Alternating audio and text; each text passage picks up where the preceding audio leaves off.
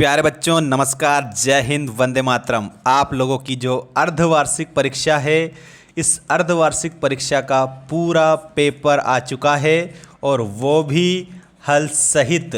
सभी प्यारे बच्चे, हिंदी विषय का ये पूरा पेपर है मध्य प्रदेश बोर्ड वालों का। दोस्तों, आप लोगों का याद रखना है, आप लोगों का जो पेपर में बता रहा हूँ आंसर आप कॉपी में नोट करेंगे। और प्यारे बच्चों, चैनल को सब्सक्राइब जल्दी से जल्दी सब्सक्राइब कर लेना, क्योंकि परीक्षा में, आपकी जो वार्षिक परीक्षा है उसमें हम धमाल करने वाले हैं। इसका मतलब यह है कि सारे जितने भी पेपर हैं सारे के सारे आंसर सहित मैं आपको बताऊंगा। जितने भी मॉडल टेस्ट पेपर हैं आपकी परीक्षा के लिए, आपकी किताब पर आधारित सारे मैं बताऊंगा। चैनल को आप सब्सक्राइब कर लेना, क्योंकि 100% रियल पेपर में बताता हूँ, फालतू के बकवास हम करते नहीं हैं। तो चलिए स्टार्ट करते हैं। चैनल को सब्सक्राइब करके घंटी की बटन को ऑल पर रखना और वीडियो को लाइक जरूर कर देना। दोस्तों चलिए स्टार्ट करते हैं पहले क्वेश्चन से। ये रहा आपका पहला प्रश्न, सही विकल्प चुनकर लिखिए में। प्रख्यात संतूर वादक थे। दोस्तों यहाँ पर मध्य प्रदेश की महान विभूतियाँ जो है वो बताई गई है, जिसमें संतूर वादक के रूप में आपको क्या बताना है? अलाउद्दीन खां, आपको इसका उत्तर बताना होगा। इसके बाद दूसरा प्रश्न देखिएगा, डॉक्टर चंद्रा की माताजी का क्या नाम है? तो इसमें आप लोगों को बताना है टी सुब्रमण्यम। ये किसकी माताजी है? तो आपका उत्तर होगा डॉक्टर चंद्रा की माताजी है। और इनको याद रखना, वीर जननी भी कहा जाता है। ठीक है, अच्छे से आपको उत्तर याद रखना है। इसके बाद में प्यारे बच्चों, ये रहा आपका अगला क्वेश्चन, धुआंधार प्रपात किस नदी के जल के गिरने से बनता है? तो धुआंधार जो है ये ऐसा लगता है जैसे कि धुआं धुआं हो, ठीक है, इसलिए इसको धुआंधार बोला जाता है। तो इसमें आप लोगों का उत्तर हो जाएगा नर्मदा नदी। नर्मदा नदी जो है वो एक झरने का निर्माण करती है, जिस झरने का नाम है धुआंधार। ठीक है, ऐसा आप उत्तर में याद रखेंगे।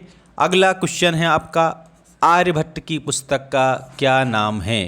तो आर्यभट्ट जो है उनकी पुस्तक का नाम है आर्यभट्टीय। ये आपका उत्तर करेक्ट होगा। इसके बाद में ये आप देख सकते हो, यहाँ पर भी दिया, वर्दे नामक पाठ के रचयिता कौन हैं? ये हमारा वर्धे नामक जो पाठ है ये एक है, इसके रचयिता है निराला जी। और निराला जी का जो पूरा नाम है वो है सूर्यकांत त्रिपाठी निराला।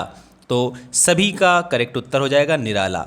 जल्दी से जल्दी अब आप लाइक ज़रूर कर दें, और चैनल को सब्सक्राइब नहीं किया है तो चैनल को आप सब्सक्राइब कर लेंगे।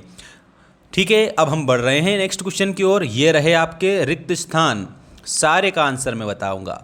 देखिएगा, भेड़ाघाट जबलपुर से कितने मील दूर है? तो इसमें आपको 13 मील बताना है।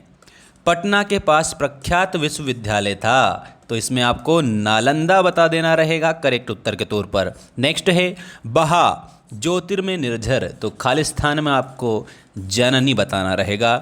तानसेन ने तन में होकर साधना की, तो इसमें आपको संगीत बताना होगा, संगीत की साधना की थी। और संगीत में भी दीपक राग आपको उत्तर में बताना रहेगा। तुलसीदास की भक्ति भाव की है, तो तुलसीदास की जो भक्ति है वो दास भाव की है। तुलसीदास तुलसी तुलसी सब कहे, तुलसी बन की घास, हो गई कृपा राम की तो बन गए तुलसी दास। मतलब भगवान राम के परम भक्त तुलसीदास जी थे। इसके बाद में ये रहा आपका क्वेश्चन नंबर 3, निम्नलिखित दिए गए प्रश्नों के एक वाक्य में उत्तर लिखिए। वर्दे कविता में कवि किससे वरदान मांग रहा है? इसके उत्तर में आपको लिखना है सरस्वती माता से। ठीक है, सरस्वती माता से वरदान मांग रहा है।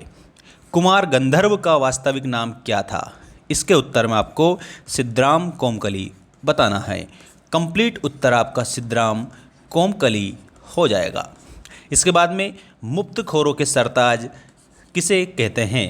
तो इसमें आपको मुफ्तानंद उत्तर के रूप में बताना होगा। अगला प्रश्न है, अपराजिता संस्मरण की लेखिका कौन है? तो इसमें आपको गोरा पंत शिवानी बताना होगा। यही आपका इसमें करेक्ट उत्तर हो जाएगा। इसके अलावा यहाँ पर आपको दिया है संज्ञा की परिभाषा, उदाहरण सहित लिखिए। तो प्यारे बच्चों, जो संज्ञा की परिभाषा है उसको मैं आपको बता रहा हूँ। किसी व्यक्ति, वस्तु, स्थान या भाव के नाम को हम क्या कहते हैं? संज्ञा कहते हैं। इसके बाद में पाटलिपुत्र नगर से दूर आश्रम में ज्योतिषी और विद्यार्थी क्यों एकत्रित हुए थे?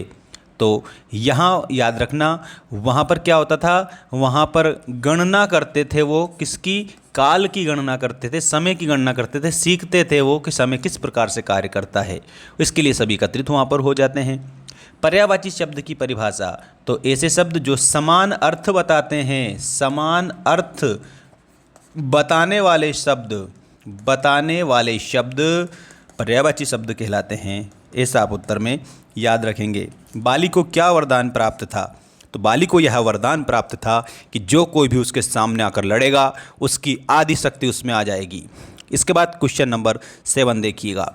निम्नलिखित दिए गए शब्दों के विलोम शब्द लिखिए। अपना, इसके आगे आप विलोम में लिखेंगे पराया। रात, रात के आगे आप लिखेंगे दिन। मुक्तानंद की कमीज कहाँ और क्यों फटी? बर्फ़ के, फ्री के बर्फ़ के चक्कर में, फ्री का बर्फ़ लेने वो गए थे, ठीक है, तो वहाँ पर अपनी कमीज फड़वा लाए थे और एक दिन जूती खोकर आ गए थे। 9 2 11 होना मुहावरे का अर्थ लिखकर वाक्यों में प्रयोग कीजिए। तो यहाँ इसका जरूर मैं आपको पूरा बताऊंगा, ध्यान रखना। 9 2 11 होने का मतलब होता है भाग जाना, ठीक है, और वाक्य में प्रयोग, चोर पुलिस को देखकर 9 2 11 हो गया, ठीक है, 9 2 11 हो गया, ये आपको लिखना है। कवि प्रकृति की हर वस्तु में नया रूप क्यों देखना चाहता है? क्योंकि वो प्रकृति को ईश्वर का अंश समझता है, वो सबके कल्याण की भावना रखता है, इसलिए नया अंश देखना चाहता है, प्रकृति का नया रूप देखना चाहता है, ठीक है। बाकी आपके लिए ये अगला प्रश्न आ चुका है, देखिएगा आप सभी।